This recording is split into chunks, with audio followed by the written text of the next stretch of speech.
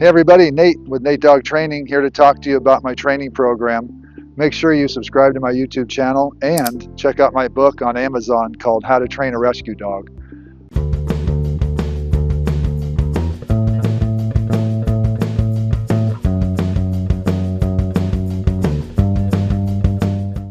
I get that question a lot, is what's your dog training philosophy, or how do you train dogs? And the truth is that it's training the owners to train the dogs, but you have to understand dog psychology to train a dog.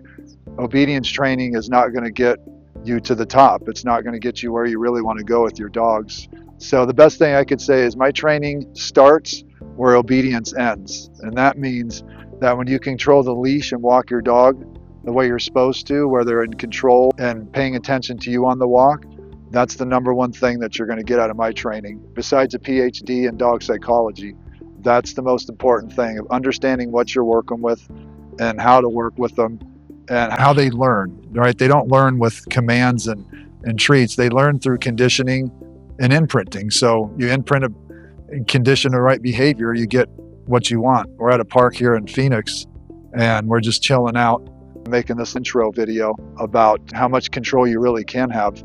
And as you can see, I have a newer dog on leash, but the rest of them are not on leash. And we're at a beautiful park out here, living the dream. And no matter who goes by, they're not going to worry about them, even if they are sniffing. That's really what I want people to understand, is my training program is going to give you a chance to actually give your dogs the right directions so you can condition the right behavior.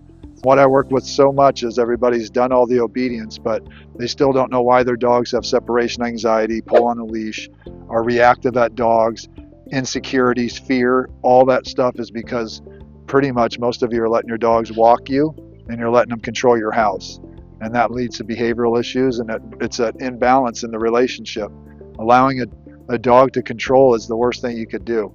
Remember, it's the brain of a 2-year-old child. That's what a dog is. They demand that you take that parent role and give them the right directions. Otherwise, they're going to see what I see all day, which is stressed out dogs, frustrated dogs, dominant dogs. And again, they just don't have as much fun. Dogs that are in control and dominant have a harder time being social, especially in environments where there's a lot of dogs. They just want to control everything. That's where my first session we show up, and with my working crew here, these are my co-workers.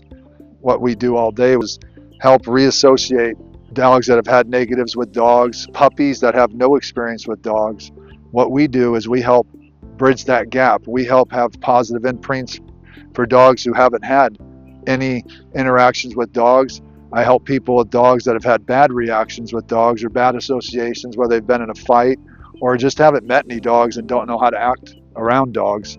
So we help do all that. My 5 dogs are a crucial part of my training. There's no way I'd be a dog trainer without them, because you should really judge a trainer by their dogs. You want to make sure that whoever's training you can train a dog, their own dog especially.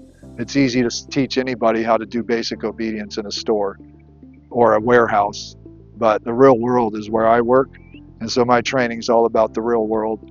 What we do is the leash training, controlling your house, making sure that they're resting, not obsessing, answering the door when people come over, making sure your dogs aren't stressed out about everyday life, because it's important.